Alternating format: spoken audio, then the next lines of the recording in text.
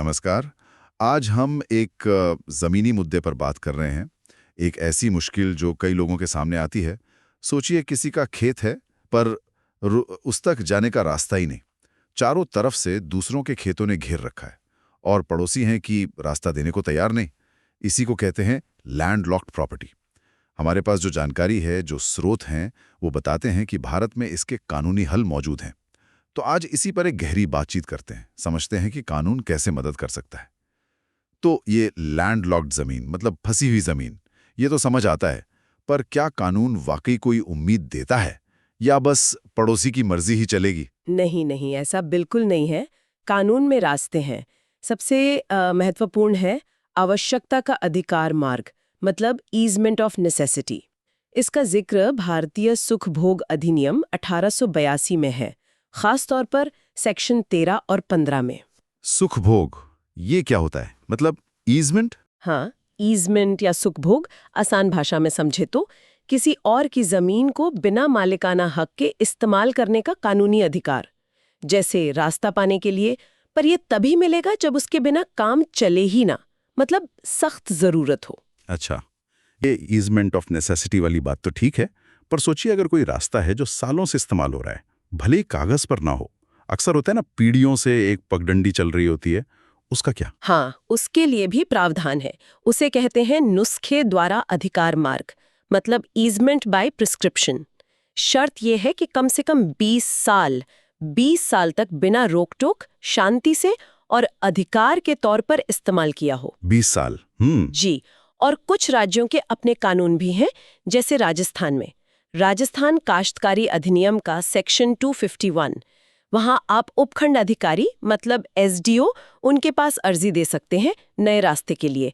30 feet चौड़ाई तक का रास्ता मिल सकता है। ओके। पर हाँ, इसमें एक बात है, जिस जमीन से रास्ता निकलेगा ना, उसके मालिक को मुआवजा देना पड़ सकता है। अच्छा, मुआवजा भी। तो मतलब दो रास्ते हो गए मोटे तौर पर, एक जरूरत वाला और एक पुराने इस्तेमाल वाला। बिल्कुल सही। और यहीं पर ना 2024 का एक सुप्रीम कोर्ट का फैसला बहुत अहम हो जाता है।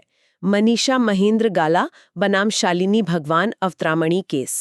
इसमें कोर्ट ने बहुत साफ कर दिए, एकदम क्लियर, कि आवश्यकता का अधिकार मार्ग आप सिर्फ और सिर्फ तभी मांग सकते हैं जब सच में कोई दूसरा रास्ता हो ही नहीं। कोई भी नहीं? हाँ बिल्कुल। अगर कोई और रास्ता है, चाहे वो कितना भी लंबा हो, कितना भी खराब, उबड़ खाबड़ हो या असुविधाजनक हो, तब भी आप जरूरत के आधार पर नया रास्ता नहीं मांग सकते। इसने सेक्शन 13 को काफी सख्त बना दिया है। अच्छा, तो मतलब अगर कोई बहुत ही खराब गोल घूम के जाने वाला रास्ता है, तो भी नया सीधा रास्ता जरूरत बताकर नहीं मिलेगा। ये तो कई मामलों में मुश्किल बढ़ा देगा। हाँ बिल्कुल।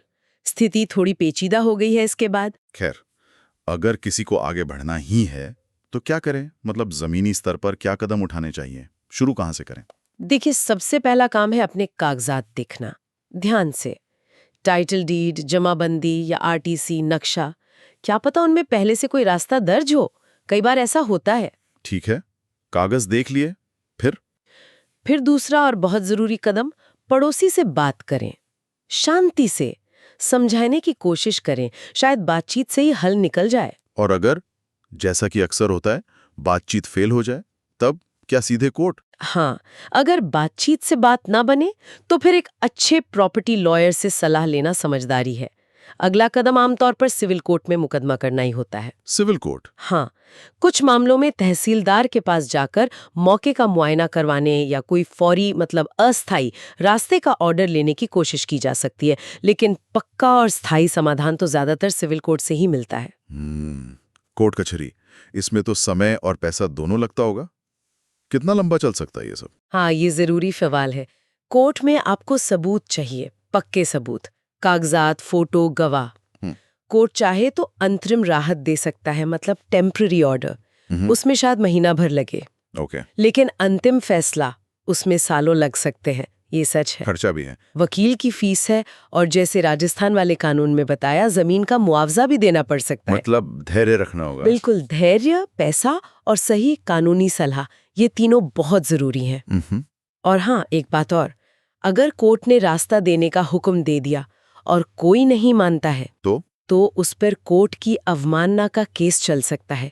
कंटेम्प्ट ऑफ कोर्ट, और इसमें जेल भी हो सकती है। ओह, तो ये गंभीर मामला है। हाँ, हल्के में नहीं ले सकते। नहीं, बिल्कुल नहीं। समझ गया, ये तो लंबी लड़ाई हो सकती है। वैसे हमारे स्रोतों में एक सलाह ये भी थी कि आगे ऐसी दिक्कत ना हो, इसके लिए जमीन खरीदते वक्त ही रास्ते का मामला साफ कर लेना चाहिए। हाँ, ये सबसे अच्छा तरीका है, बिल्कुल। पहले ही जांच पड़ताल कर लें। तो संक्षेप में कहूँ तो रास्ते हैं, आवश्यकता का अधिकार मार्ग है, पर शर्तें सख्त हैं। सुप्रीम कोर्ट के फैसले के बाद नुस्खे द्वारा अधिकार मार्ग है, यानी पुराने इस्तेमाल के आधार पर, और कुछ राज्यों के अपने कानून है, जैसे राजस्थान का। लेकिन पहला कदम हमेशा होना चाहिए दस्तावेज जांचना, फिर बातचीत, और जब कोई चारा न बचे तब कानूनी कार्रवाई। हाँ, ये जानकारी काफी काम की है। अच्छा, जाते जाते सुनने वालों के लिए एक सवाल छोड़ जाते हैं सोचने के लिए। हमने अलग अलग कानूनों की बात की, सुखभोग अधिनियम, काश्तकारी अधिनियम, अलग अलग अथॉरिटीज की बात की, सिविल कोर्ट, तहसीलदार। अब कोई ये कैसे तय करे कि उनकी खास सिचुएशन में कौन सा रास्ता अपनाना सबसे ठीक रहेगा, खासकर जब हर रास्ते में लगने वाला टाइम और पैसा अलग अलग हो सकता है। शायद इस पर सोचना अपनी रणनीति बनाने में मदद करेगा।